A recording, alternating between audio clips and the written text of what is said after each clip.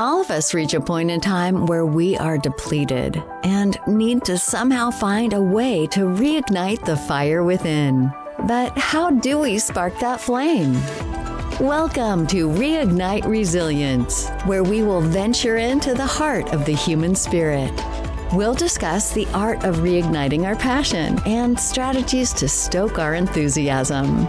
And now, here are your hosts, Natalie Davis and Pamela Cass.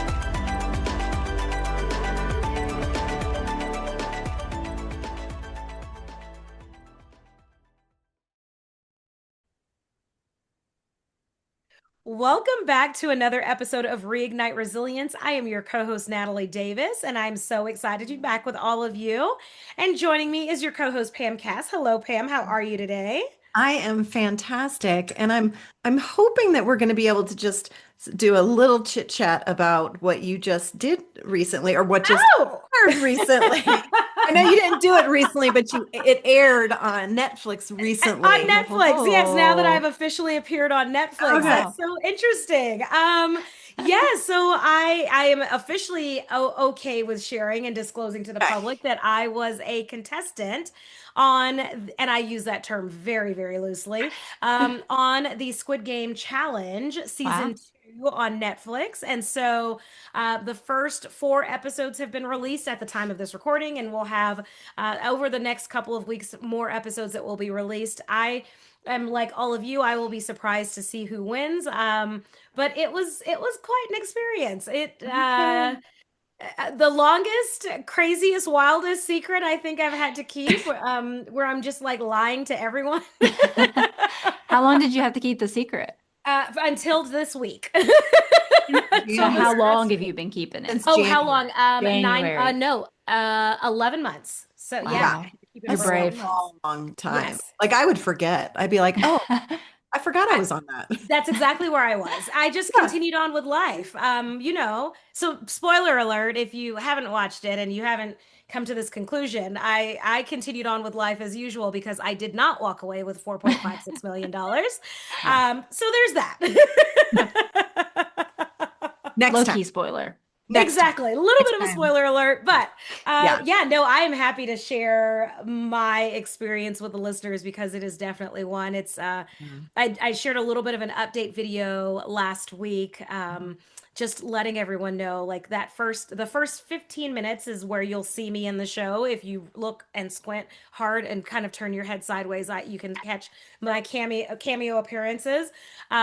But that first 15 minutes of the show was a 13-hour recording day. So we were on set putting together for 13 hours that 15-minute segment. So, it's everything that happens in television magic. It's true what they say. It's, get back in the same spot that you were in, say the same things that you said, even though it's like real. I think I'm okay in saying that. I don't know. Netflix will find me if I can't. But anyway, you didn't get bathroom breaks during that 13 hours, right? No, we did. We actually did. We thought that we were going to play the game that we didn't get bathroom breaks. So that is part of it as well. If for the fans that are out there, we thought that the first game right out the gate would have been red light, green light, because that was the game that they played in season 1. And so they said the same thing. Recording for that red light, green light game was like 8 or 9 hours. And so my cohort that I went through the game with, we decided that we were going to stop drinking beverages 36 hours before the actual production. So I gave myself the last 24 hours before going into the dorm 8 ounces of water to drink in 24 hours of time. And so I was probably not in the right frame of mind, which is probably what led to all of the emotion. I was dehydrated. I was emotional. I was excited. I was dehydrated. You couldn't even cry because you had no tears. There was no liquid in my body except for the blood that was running through my veins. That was it. Oh my God. That's awesome. Yes. So you guys check it out if you haven't checked it out. Squid Game season 2. Squid Game, the Challenge, season 2, I should say. It is the game itself. 456 players enter into a game to vie for $4.56 million. So fun time. Wow. Yeah. Wow. Exactly. Okay. I know. Right. Exactly. To be continued. We have no idea. TBD. You have no idea who's winning. So I don't know who's winning, Yeah. and who Very knows cool. what could happen after this. So we'll see. Who knows? Who knows? Just the beginning. Just the beginning. Oh my gosh. Well, I am excited because we have a guest joining us too. So, I mean, outside of the excitement for Squid Yes. Game, right? Of course, yes. Yes. But we have a guest joining us. So, Pam, before we dive into discussion, why don't you share with our listeners who's joining us, and then let's chat. Absolutely. So I'm excited for this. So we have Sarah Michelle Bose, MSN APRN FNP-BC.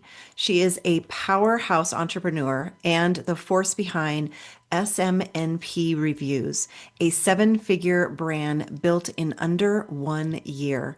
After her daughter's congenital heart disease diagnosis, Sarah turned pain into purpose, funding pediatric research, advocating for mental health, and leading female-driven philanthropy. She's here to talk resilience, reinvention, and rising stronger in the face of adversity. Welcome to our show, Sarah. We are so excited for you to be here today. And I'm going to hand it over to you for you to just get us started on a little bit of your story. Yeah, thank you for saying the alphabet soup behind my name because it very much is alphabet soup. But if you're in the nursing world at all, the alphabet soup is very important. All the We little, know it. all the letters mean something, and they're all very important to us. But long story short, 5 years ago, I was living a very, very different life, Mhm. and as we kind of broached a little bit closer and closer to COVID at that time, I was in nurse practitioner school full time. I was working as a bedside nurse full time, and I was also doing a part-time teaching job. And so I was somewhere 7 days a week, always running busy, busy, busy. And then COVID hit. I had actually put in my notice for my nursing job before I even knew COVID was going to be a thing. So I literally left bedside nursing the week that the world shut down, which I'm always so grateful and like so fortunate for because what better timing?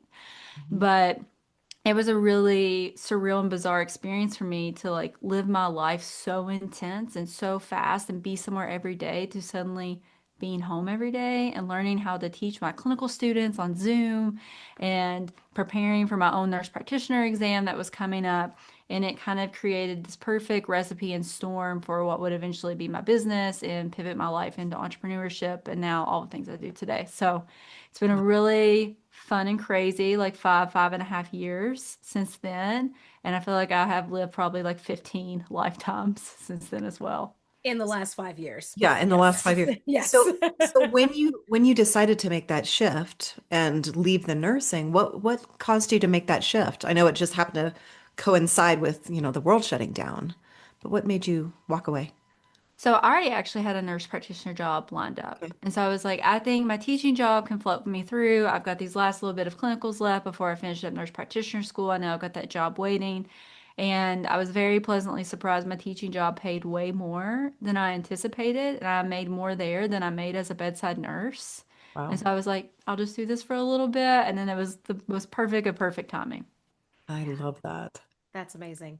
But to take the step into entrepreneurship, because it is not Mhm. for the weak at all. And you're really stepping into a space that all of your creative genius and your transferable skills from being a bedside nurse and a nurse practitioner, striving nurse practitioner, those all come into play with the entrepreneurship piece. Was it what you thought, getting into that space to become an entrepreneur and building your own business? I don't want to say becoming an entrepreneur happened to me accidentally, but it was kind of accidentally. So I had a little bit of experience. I had had a side hustle at one point in time where I had started tutoring other nursing students. So this was back when I was in nursing school. Since then, I have two masters. So when I was actually getting my bachelor's in nursing school, I started tutoring other students. And what started as just one or two students, by the end of the semester was 40 students. And Oh, so wow. I quit my full-time job then to then tutor full-time. And I knew I loved to teach. And so Mhm. I got just a little bit of a taste of like entrepreneurship. That's really not too entrepreneurial, but I think it with is. the I think it definitely is. Yeah, I would argue that is very entrepreneur because most Yes. people just would have been like, "Oh, I'm just going to do this to, help people out," but you made it a business, which is Yes. amazing. Yeah, yeah, it just happened fast because, Yeah. there's a lot of beauty in word of mouth in both my tutoring business, but also my education business that I went on to create were very much fed by word of mouth. Absolutely. And how cool to be able to come in and do it so differently that people just are like excited to talk about it and like overjoyed to talk about it to someone else. And really, kind of the origins of my business is I was having so much anxiety leading up to taking the exam because it was during COVID at this point. And so I would show up to a testing center and it would just be closed. And so Yeah. there's all this anticipation you build up and all this preparation you do. And then you go to do the thing and they're like, oh, nope, it's closed. But you have no idea. And that's like so painful. And that ultimately ended up happening to me 4 to 5 times to the point that like one time I had my exam rescheduled to a testing center in Dubai. Like there was a glitch in the system. Oh, Yes, that wow. face you just made was also my Yeah. face. Yeah. Yes. Wow. I was like, what do you mean Dubai? I was like, where is Dubai? I was like pulling up a globe. Like it was, yes. Yeah. Nowhere near where you need to be to take the No. exam. No, I'm Yes. I'm in Kentucky. I am nowhere Yeah. near Dubai. And I'm definitely not anywhere near Dubai during COVID when I'm not getting on a plane anyways. Absolutely. But ultimately, I went on to finally take the exam, and it was this crazy experience in and of itself because I was like, oh my God, I spent all this time and all this money and all this stress and anxiety to prepare for this thing. And I really didn't need to do any of that. Like, it was the easiest exam I'd ever taken. Wow. And it's 175 questions. I finished it in less than an hour. Like, I mean, I was just flying through this thing, Mhm. which really speaks a lot to my school as well and like how well I was prepared and all those sorts of things.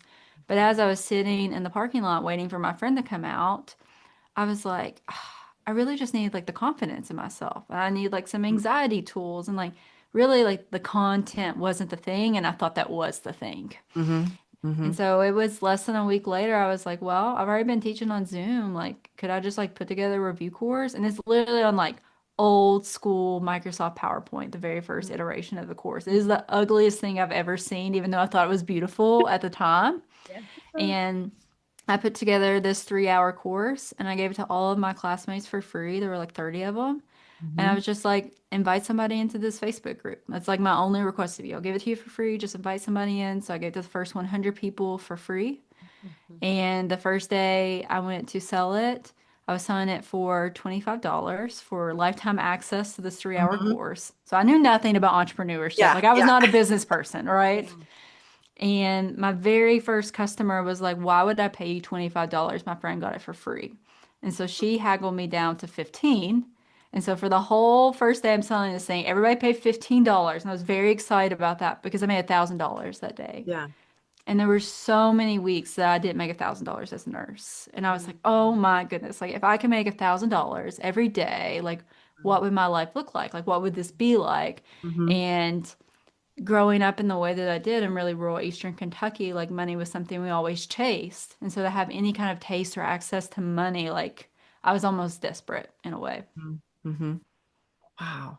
The- but I think, Sarah, like you say something that is so big. It's just putting yourself in that space where you're asking, what if I made $1,000 Mhm. a day in a day? Right, Yeah. right, or like in a week, like looking at this, like because ultimately what you grew it to was significantly more than this. But if I'm making $1,000 a week, what would my life look like?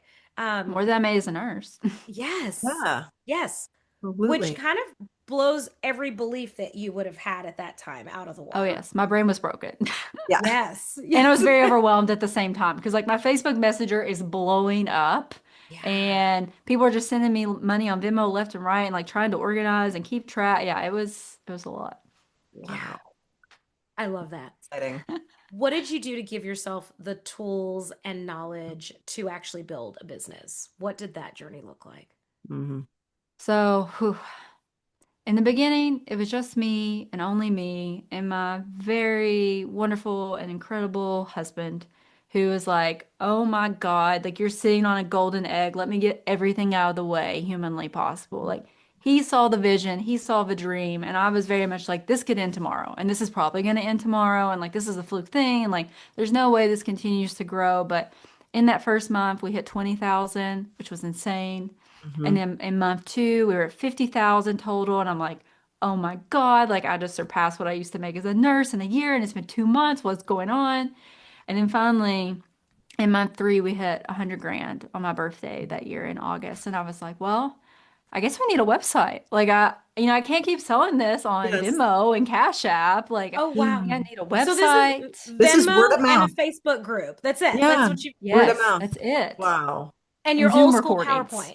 Yes. Yes. Yeah. But what was happening in that group is people would pass and then would come post this beautiful picture of themselves, like the biggest smile they've ever had, like, oh my God, Sarah, thank you so much. You gave me X, Y, and Z. Hmm. And it just really fed itself. And there was just so much word of mouth and so much being generated around. And finally, it was in November of that year where I felt like I was about to tap out. We were just about to hit 250 grand, and I Yeah. was like, this was plenty, this was cool, but I'm like so far out of my depth because we had tried to create a website and failed 3 times. Hmm. And at that point, what was happening was I was creating content and getting new stuff out all the time. Because what started as one course, by that point, it had already grown to 3 different courses. Because Okay. people would just tell me what they want. So I just co-created it with them, which was like the magic and the success of it too. Yeah. So I'm trying to endlessly create content. And I'm still working my full-time teaching job because I'm insane and I'm worried about losing health insurance because that Yep. was my big fear. And at the same time, I am running this insane Facebook group where I'm the point person for everyone. And Wow. I don't know how to give perspective to that enough, but I was like the one trusted voice in the group. So everybody wanted to talk to me, which was cool. But also, I'm like, I'm only one human, right? Mhm. And with the website that we had at this point in time, it was bare bones. It was technically functional. It was the only one of the three that we had was even remotely functional. But every time someone canceled their subscription, because that was my goal, was to get to a subscription model, because you Yeah. don't need this forever, right? And I Right. don't want them to just give it to their friends forever. So Right. subscription model makes sense. But when someone would cancel their subscription, I would have to go in and manually reset them to have access to the end of their paid month. And so when you've got thousands of people doing that, and I'm watching thousands of subscriptions all the time, like I Yeah. was pretty Oh, fried and I was pretty Right. burnt. yeah. And I had heard this story one time from a nursing friend who wanted to start a taco truck, of all things, about hiring a business coach and talking about her taco truck ideas to this business coach who told her it was a terrible idea, by the way, and it was a really terrible idea. And ultimately, I had kind of known this woman in an outsider view in the sense I had gotten the business coach was also a massage therapist. She had started her own massage therapy place. And the first time I went to get a massage there, it was like in an old apartment building. And like I pulled up and I was like, I must be in the wrong place. Like there's no way this is it. This is Yeah. sketchy, right? But Yes. by the next time I had went, they had opened up a brand new space that had like 20 rooms. Oh, And then wow. I watched her open up another space that had another 20 rooms. So she was growing rapidly. And so I kind of had this instant rapport with her to be like, okay, like, what do you think about business coaching for me? Like, Mm. what would that look like? And of course, as soon as she gets on the phone with me, she's like, you need coaching, like, Yeah. literally before you even started this business, you could have used coaching, but now you could really use some coaching. Yeah. And I think the coaching world in general can be a little weird and a little scammy, but that was not my experience with Becca whatsoever. She was incredible. And in my first call with her, she was like, I've never told anyone to do this ever. She's like, but by the time I hear from you again in 6 days, like, I need you to have hired someone. I don't care who you hire, but like, you've got to start building out infrastructure and Mm. a team, and it can't be all you all the Yeah. time. Yeah. And in the first 2 weeks that I had business coaching, I hired 2 people. I hired a virtual assistant and Hmm. I hired a person that I went to nursing school with, and we kind of reconnected as she was preparing for her nurse practitioner exam. So we also kind of had some built-in rapport, and I knew I could trust her a little bit. And even just having those two humans, I Hmm. was able to come up with what was the big idea and what kind of really like shifted the business forward was everything up to that point was recorded. And I really wanted to do something live, and my students really wanted something live from me and to be able to interact with me. But I didn't want to do it just to do it. I wanted to be able to do it my own way and for it to be unique from what else was in the market. But having those two humans gave me the gap space to have my creative brain back on and create what Mhm. that could look like. And that really, I mean, that took us from a 6 figure brand to a 7 figure brand. I mean, just in a couple of months. Mm. Wow.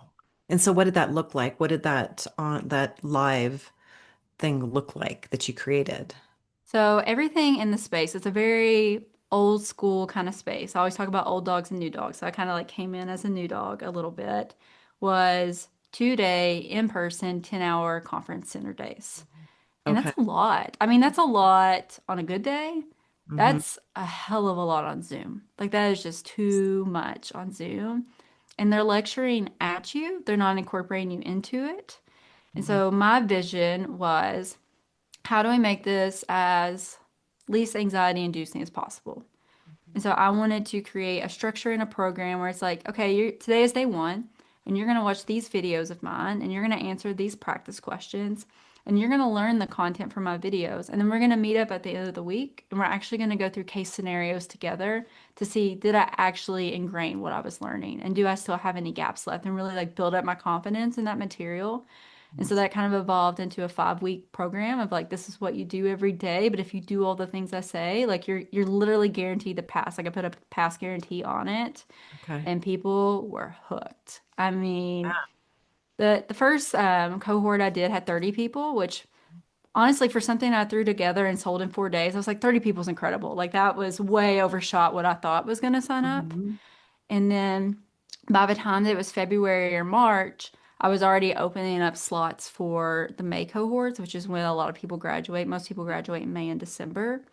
And I think I had 100 spots and they sold out in about 37 seconds. Wow. And I was like, The word of oh, mouth again, people telling other yes. people. Yeah. It's like, well, I guess I need to build a team and figure out how to do more of these. And like, I guess it can't just be me and Anna, the one other nurse practitioner anymore. Like, we got to have like a whole Mhm. squad of us. Mhm. Yeah. But yeah, Oh, wow. So you answered a need, an urgent need that people had, and you gave them the guarantee that you're guaranteed you're going to pass if you do this yep, program. yep. Yeah. I love it. It's so Brilliant. interesting, Sarah, how you talk about like the relief that you had from being able to get back into that creative space, right? Because that goes back to filling really that purpose for you. You wanted to be able Yeah. to have an impact and help other people. And so you got caught up in the mundane. Like you're doing the bookkeeping and you're monitoring the unsubscribes and the Oh my gosh. refund request and the exact Yes, it was very painful for me. I was like, I want to have like the creative part's the fun part, you know? Yes. Yeah, you're Yes. the visionary, and you Yeah. the people that were running it behind the scenes. Yeah. Perfect. Yeah, that's amazing. That's amazing. So when you like going back and looking at where you were in that point, right? I mean, hiring 2 new people to your business in the first week of coaching is a huge step, right? And so I'm sure that there was some type of fear, anxiety, reservation around that. Oh, I was a control freak. That was part of why it worked so well with Anna because like she already knew me. Yeah. But with my virtual assistant, I mean, literally, God bless that sweet girl. It's first started where I was like 10 hours a week. I was like, I just need someone 10 hours a week. And then she worked 10 hours that first week. And I was like, what about 40? Like, could you work 40? Because that sounds wonderful. Like, does You that sound good to quadruple that. you? Yeah. Um, but it, those first couple of people were really hard for me. I will say that Anna ended up staying with me until I sold my business, and she kind of almost like serves in the role I was in previously now that I've exited the business entirely. So, I mean, that speaks to her and like how dedicated she's been and like how instrumental she was in building the business. So I Nice. really like I looked out with her, but it was really scary for me to bring people in because the other layer of that is like once you get a couple of people and you start to feel like a real business, because for a long time I was like, this is a side hustle thing, right? Hmm. And I was like, okay, I guess like we hit 1 million. I guess we're a real business now. Like this is cool. But Yeah. then you got to think like people are depending on you and like people want health insurance and now you've got like new problems to figure out. They always say, next level, but it very much was that. And it was intimidating for me for a bit to have people depending on me. And a lot of the people I brought in initially were people that already knew me. I mean, I literally had my siblings working for me at one point just because I was like, just wanted to feel cozy and, it's easier to communicate with people that already know me, but it was really just like mass control. Yes, exactly. Hmm. Because they already know you, so they Yeah. expect nothing Yes. less. They're like, "Oh no, Yes. Sarah's going to let you know exactly what Oh, needs to yes. happen." Yeah. Yes. Yeah. I can own that about myself. Yes. But I think the little details really matter. Yeah. Yeah, And I think that they really added up for some people and some of our students. So, Absolutely. that Love is it. great. Yeah. From building the business, so you've taken us through this spot of like building this up to a 7-figure business, right? Once mhm. you've hired on staff. And so then what is the exit? What did that season look like Yeah. for you? Oh man. I've thought about this a lot because I was like, what really was like the turning point of like, oh, I should sell? And Mhm. I definitely think for me, and I'm working on a memoir right now, so I'm like really evaluating this whole process. Love it. But Yeah. we we were breaking everything we touched software wise. And so that was one problem in and of itself. Like no third party platform could really serve all the needs of my learners. Mhm. And I had decided that, the one lingering thing that we didn't have was a question bank. Mm. And when people were doing my Love Study Group program, for example, I would be like, go do these practice questions at this other source. And so Ah. I really wanted to rein that in and be a one-stop shop because who wants to go to multiple places if they don't have to? It's bad business all the way around. And everybody wanted to be really accessible and on the go. So I was like, it's got to be an app. Like, we got to start with an app. And in my head, I was like, how complicated could it be to build a question bank app? Like, they're already out there. I feel like that's pretty mundane, run of the mill. It is not run of the mill whatsoever. It's No, not. it doesn't. And I was so far out of my depth. And we eventually got to a point where the app we created, it was like every time they fixed something, something else broke. Oh, And I wow. just like couldn't wrap my head around that experience. So I ended up taking it to a different development team. And they're like, oh, yeah, that happens when they build it on junk code. And he said the whole app is junk code. And we would have to start over entirely. Oh, wow.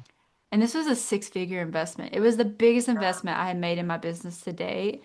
And to realize it was all junk code just from literally my own naivety and my Yeah. own, like Mhm. almost like blissful ignorance in some Yeah. ways.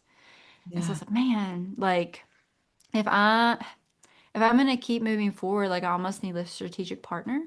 Mhm. Like I need someone that's kind of got this figured out a bit. Like I'm kind of siloed over here on this island, and obviously no one else in the MP space is gonna speak to me Mhm. about how to grow my business past their business. That doesn't No, make sense. not No. at all. Yep.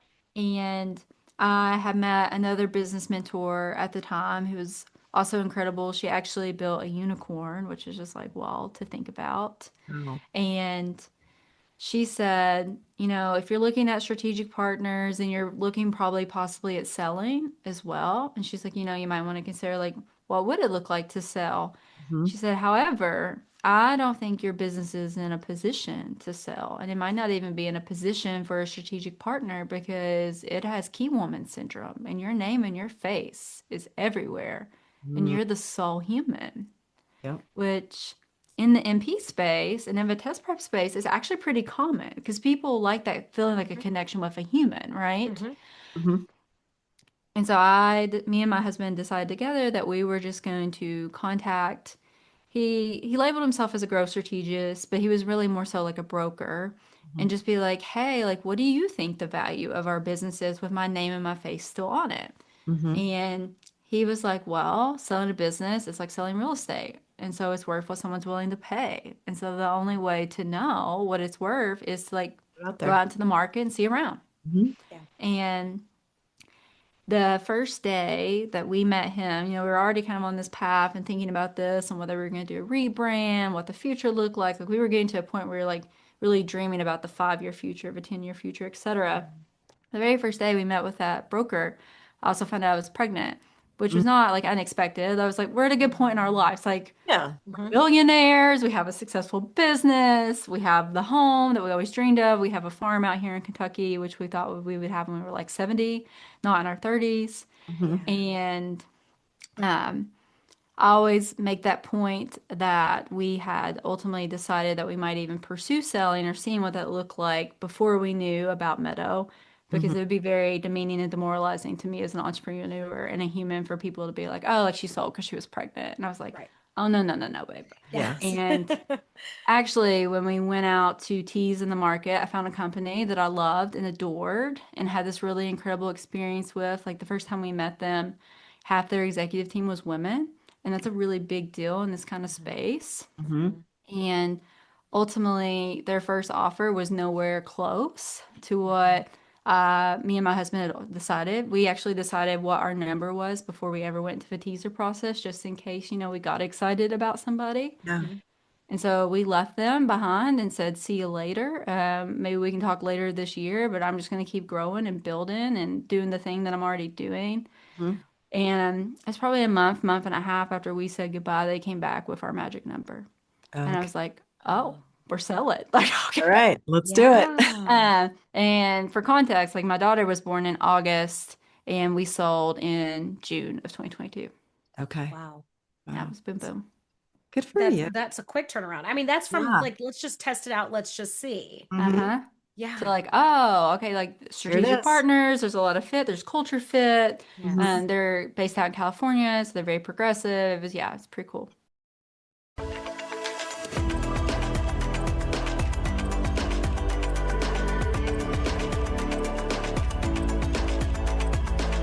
Thank you for joining us today on the Reignite Resilience podcast. We hope you had some aha moments and learned a few new real-life ideas to fuel the flames of passion. Please subscribe on your favorite streaming platform, like or download your favorite episodes, and of course, share with your friends and family. We look forward to seeing you again next time on Reignite Resilience.